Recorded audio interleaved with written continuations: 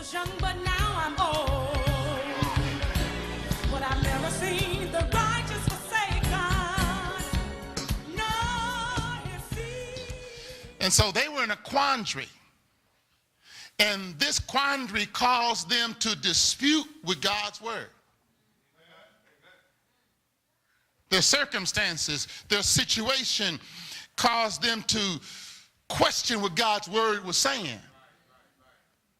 We ain't really supposed to be bringing tithe no more. That was Old Testament stuff. You're right about it. But in the New Testament, everything is increased. It never decreased.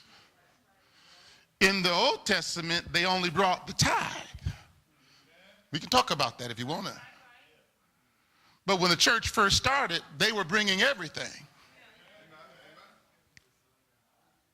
They were selling their houses, turning in their CDs, investment, and bringing the money to the house of God.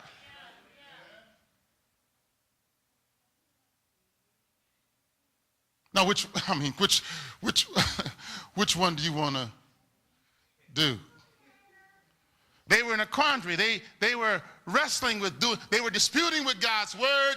They were doubting God's will. They said God didn't love them. And in chapter 1, God says, I have loved you. They said, well, how have you loved us? Look at our circumstances. You cannot be loving us when we're living like this. God says, no, I have loved you.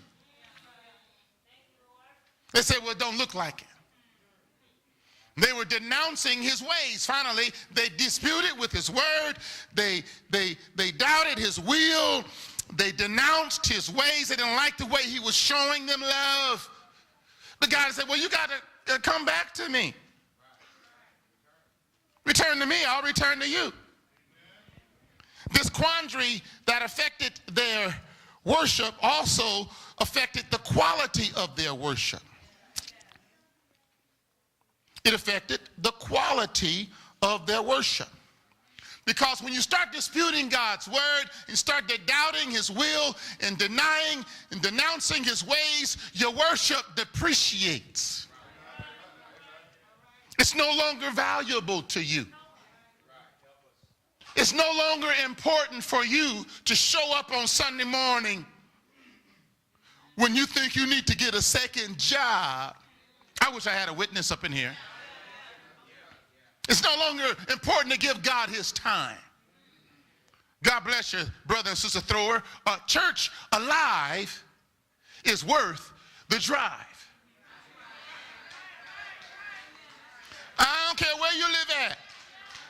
If it's alive and you're getting blessed by it,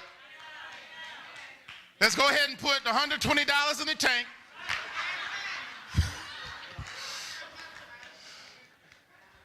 And let's get there. I tried to make you aware of the fact when it's valuable to you, it's valuable to God. Come on, somebody. How many of you went to a white elephant Christmas party this past holiday season? Yes. How many of you took a gift? How many of you re-gifted? That's what I thought.